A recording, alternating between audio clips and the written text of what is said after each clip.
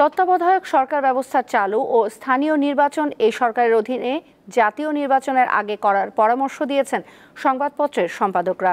নির্বাচন ব্যবস্থা সংস্কার কমিশনের কাছে তারা এই সুপারিশ করেন। একই সঙ্গে আগের কমিশনগুলোর নির্বাচনী অপরাধে শাস্তির সুপারিশ করতে বলেছেন সংস্কার কমিশনকে। ধারাবাহিক সংলাপের অংশ হিসেবে বৃহস্পতিবার সংবাদপত্রের সম্পাদকদের সঙ্গে মতবিনিময় করে নির্বাচন ব্যবস্থা সংস্কার কমিশন। রাজধানীর আগারগাঁওয়ে নির্বাচন ভবনে অনুষ্ঠিত সংলাপে আমন্ত্রিত ৩১ সম্পাদকের মধ্যে অংশ নেন ২২ জন।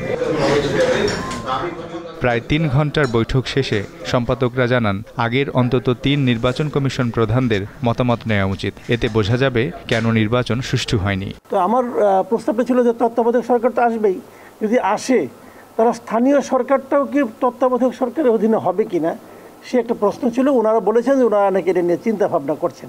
নির্বাচনী অপরাধ যারা করেছে বড় রকমের, সেই নির্বাচনী অপরাধীদের পানিশমেন্টের সুপারিশ থাকা দরকার আপনাদের সুপারিশে, এই রিফর্ম কমিশনের সুপারিশে। সেটা হচ্ছে ওই যে 2014, 2018 এবং 2024 সালের নির্বাচনটি যারা করেছিলেন তাদের। এছাড়াও নারীর ক্ষমতায়নে সংরক্ষিত আসনে নির্বাচন করা, প্রয়োজনে সংসদের আসন 400-তে উন্নীত করা এবং যোগ্য ও সাহসী নির্বাচন কমিশন গঠনেরও পরামর্শ দেন তাঁরা। যিনি যে এলাকায় বাসিন্দা তিনি সেই এলাকার প্রতিনিধিত্ব করবেন। ঢাকা শহরে থেকে এই খাগড়াছড়ি অথবা দিনাজপুরের প্রতিনিধিত্ব করবেন, এটি আমি মনে করি এটি ন্যায়সঙ্গত নয়।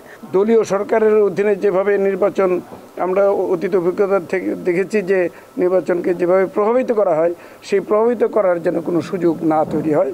পরে নির্বাচন ব্যবস্থা সংস্কার কমিশন প্রধান জানান, সকলের পরামর্শ গুরুত্বের সঙ্গে নেওয়া হচ্ছে। যে এই কথাগুলো চিন্তা করছিলাম ওনারা সেগুলোর উপর জোর দিয়েছেন এবং তো আমার মনে হয় আমরা সঠিক পথেই আছি এবং ওনারা অনেকেই আমাদেরকে ব্যাপকভাবে প্রশংসা করেছেন। আমরা এবং রিপোর্টটা পাবলিশ করারও সুপারিশ করেছেন।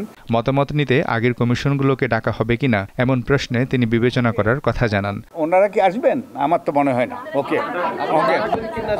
ওকে দেখা যাক, আমরা বিবেচনায় নেব। পরে নির্বাচন পর্যবেক্ষকদের সঙ্গে সভা করে সংস্কার কমিশন। মিজানুর রহমান, দীপ্ত সংবাদ, ঢাকা।